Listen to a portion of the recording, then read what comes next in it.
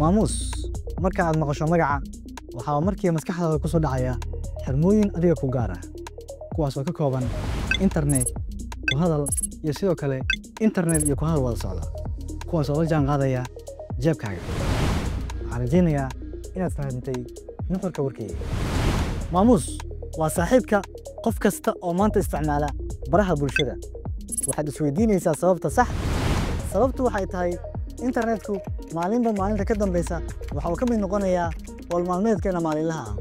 haddaba si aadan uga harin tareenka dheereynaya ee tiknoolajiyadda waxaad u baahan tahay inaad iibsato xirmooyinka kala duwan ee maamuus